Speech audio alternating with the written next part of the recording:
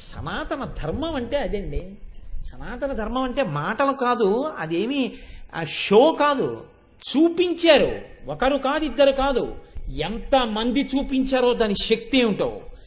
అమ్మవారే ఇన్ని బ్రహ్మాండములకు నాయకి, తన కనుబొమల యొక్క కదలికలతో లోకాన్ని పరిపాలించగలిగిన తల్లి తనని ఉపాసన చేసినటువంటి భక్తులకు లొంగిపోయి కొబ్బరికాయల్లోకి వెళ్ళిపోయింది. మీకు నేను ఒక ఉదాహరణ చెప్తాను. దానికి అంటే నేను ఏది చెప్పినా దాన్ని సబ్స్టాన్షియేట్ చేసుకోవాలనే తాపత్రయం ఒకటి ఉంటుంది. తండ్రి ఒక పుణుకుల గంపోటు ఇచ్చాడు అన్నదమ్ములు ఇద్దరికి, కొడుకులకి. మీరు ఎప్పుడు అమ్మినా డబ్బుకే అమ్మండి, అరువుకు అమ్మద్దు. ఒక్కొక్క పుణుకు 10 పైసలు, 100 పుణుకులు ఇస్తున్నాను, డబ్బులకే అమ్మండి. పొరపాటున కూడా అరువు ఇవ్వవద్దు, డబ్బు పుచ్చుకోకుండా పుణుకు ఇవ్వవద్దు అని చెప్పాడు. తప్పకుండా పాటిస్తాను నాన్నగారు అన్నారు. ఇద్దరూ కలిసి వెడుతున్నారు. ఒకడు మోస్తున్నాడు, ఒకడు పక్షులు తోలుతున్నాడు. ఈ పక్షులు తోలుతున్న వాడికి ఆ వాడిని చూస్తుంటే ఒక్క పుణుకు తింటే బాగుండని ఉంది. డబ్బులు పుచ్చుకోకుండా తినద్దన్నాడు తండ్రి. అందులో కొనుక్కుంటే కదా తినడం. ఇద్దరి దగ్గర ఏం లేవు, ఎవరో అవి కొనుక్కు తినాలి ఇంకోళ్ళు. అయ్యో వాళ్ళు తింటారే అని బాధపడుతున్నారు. ఇక చూడలేక వాడు అన్నాడు, అన్నయ్య గంప నాకు ఇచ్చి నేను పెట్టుకుంటాను, నువ్వు తోలు పక్షులు అన్నాడు. వాడికి అదే పరిస్థితి. అబ్బబ్బా ఎంత బాగున్నాయిరా పుణుకులు, ఎంత మంచి వాసన వస్తున్నాయిరా, తిందామంటే 10 పైసలు లేవు. ఆఖరికి ఎవడో ఒక వ్యక్తి వచ్చాడు, 10 పైసలు ఇచ్చో పుణుకు కొనుక్కున్నాడు. ఇప్పుడు అన్నయ్య దగ్గర గంప ఉంది, పుణుకుచ్చుకున్నాడు. తమ్ముడు అన్నాడు, అన్నయ్య గంపిలాగి నేను తల మీద పెట్టుకుంటాను, ఇప్పుడు నువ్వు ఆ 10 పైసలు నాకు ఇచ్చి ఓ పుణుకు కొనుక్కుని తినన్నాడు. అన్నయ్య 10 పైసలు తమ్ముడికి ఇచ్చి పుణుకు కొనుక్కున్నాడు. వీడు 2 అడుగులు వేసి అన్నాడు, అన్నయ్య ఇప్పుడు గంప నీ తల మీద పెట్టుకోవాలి, అన్నయ్య ఈ 10 పైసలు ఇచ్చి నాకు ఓ పుణుకి ఇయ్యాలి. మళ్ళీ వీడు తిన్నాడు. మళ్ళీ తమ్ముడు, అన్నయ్య తమ్ముడా ఇదిగో 10 పైసలు ఇచ్చుకుని ఓ పుణుకి అన్నాడు. ఆఖరికి డబ్బులు ఇచ్చి పుచ్చుకుని తినేశారు ఇద్దరు. 10 పైసలు పట్టుకుని ఇంటికి వచ్చారు. అదేనా 100 పుణుకులు ఇచ్చాను 10 పైసలు తెచ్చారన్నాడు తండ్రి. మీరు చెప్పినట్టే డబ్బుకే ప్రతి పుణుకు అమ్మాను నాన్నగారు. మరి అయితే 10 పైసలు ఎందుకున్నాయి? అన్నయ్య దగ్గర ఉన్నప్పుడు 10 పైసలు ఇచ్చి నేను కొనుక్కున్నాను, నా దగ్గర ఉన్నప్పుడు 10 పైసలు ఇచ్చి అన్నయ్య కొనుక్కున్నాడు. అంటే హేతువు లేనటువంటి సిద్ధాంతాలు ఏమీ నిలబడవు. అంటే అదే ఆ నాన్నగారి యొక్క ఉద్దేశం. అలా 10 పైసలు ఇచ్చి కొనుక్కుని వీళ్ళిద్దరిని ఉన్నటువంటి 99 వీళ్ళిద్దరిని తినేయమనే అది కాదు కదా. కాబట్టి ఒక సిద్ధాంతాన్ని ప్రతిపాదన చేసే ముందు దాని యందు మీరు సునిశిత బుద్ధితో ఉండవలసి ఉంటుంది. ఇప్పుడు మంచి లెక్క ఒకదాన్ని కట్టుకున్నాడు ఆయన. ఏమని కట్టుకున్నాడు? మళ్ళీ వెనక్కి వెళ్ళండి మీరు గబుక్కుని, ఎక్కడ బయలుదేరాం వదిలేసి పుణుకులు పట్టుకోకండి. మహానుభావుడు భాస్కరాచార్యుల వారు కూతురుకి సుముహూర్తంలో వివాహం చేస్తే ఎందుకు బాల వితంతు అవుతుంది అని నమ్మకం పెట్టుకుని ముహూర్త నిర్ణయం చేసుకున్నాడు. ఇప్పుడు ముహూర్తం ఎలా తెలుస్తుంది? ఏదో 11:42 సుముహూర్తం, 11:42 అయిందని ఎలా తెలుస్తుంది? అప్పుడు గడియారాలు లేవు.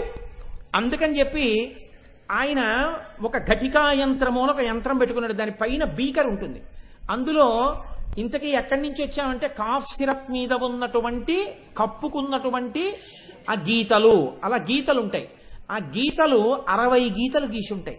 ఒక్కొక్క గీత 24 నిమిషములకు చిహ్నం. అంటే ఒక రోజులో 60వ వంతుకి అది చిహ్నమై ఉంటుంది.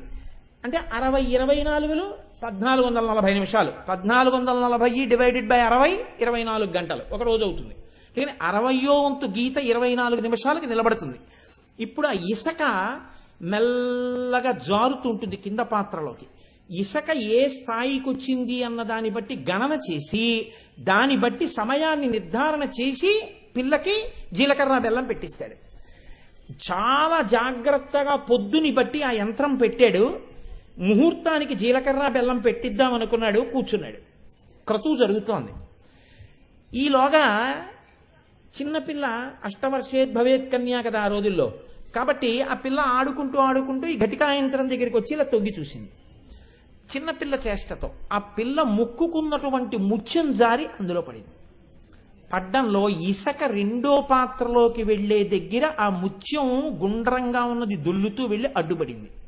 వెళ్లవలసినంత ఇసుక వెళ్లకుండా తక్కువ వెళ్ళింది. సుముహూర్తం దాటిపోయింది. ఈ గీతల్ని బట్టి ఆయన పిల్లకి పెళ్లి చేశాడు. ఉత్తర క్షణం ఆమె భర్త చచ్చిపోయింది. ఇప్పుడు ఆయన అన్నాడు, జ్యోతిష్యం తప్ప ఘటికాయంత్రం తప్ప ఈశ్వరానుగ్రహం గొప్పదా అని ఘటికా యంత్రాన్ని చూశాడు. ముత్యం ఉంది. ఎక్కడిది ఈ ముత్యం అని అడిగాడు. తన కూతురు యొక్క ముక్కునత్తులో ముత్యమే అందులో పడిపోయింది. అప్పుడు ఆయన తన కూతురికి గణితం నేర్పి మహావిద్వాంసురాల్ని చేశాడు. ఆయన చేసిందే భాస్కర గణితం అని వచ్చింది లోకంలో. లీలావతి గణితం అని ఆవిడ పేరు మీదే వచ్చింది. కాబట్టి ఇప్పుడు చెప్పండి, జ్యోతిష్య శాస్త్రమునందున్నటువంటి సమస్త సమర్థత గొప్పదైందా, ఈశ్వరానుగ్రహం గొప్పదైందా? ఈశ్వర నిర్ణయం గొప్పదైంది.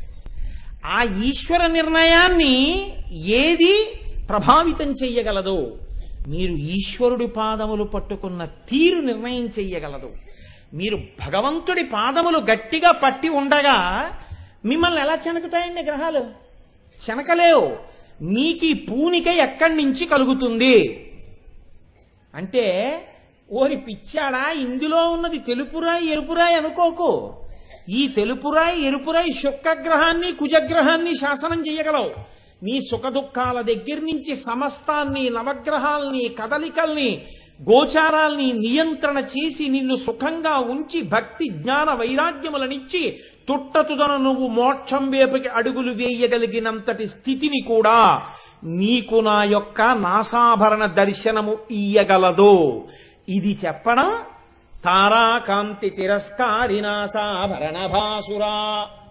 మీరు అటువంటి శక్తిని, అటువంటి స్థితిని ఊహించకుండా కేవలం అది అమ్మవారి యొక్క ముక్కు అడ్డబాసకి ఉన్నటువంటి శక్తి, అది అంత కాంతివంతంగా ఉంటుంది అని మీరు ఒక మాట అన్నారనుకోండి, నేను దాన్ని కాదు అని అనడానికి ప్రయత్నం చేయట్లేదు. కానీ ఒక్కటి జ్ఞాపకం పెట్టుకోండి, దాని వలన మీకు ఉపాసన యందు వచ్చే ప్రయోజనం ఏమైనా ఉంటుందా అంటే ఉండదు.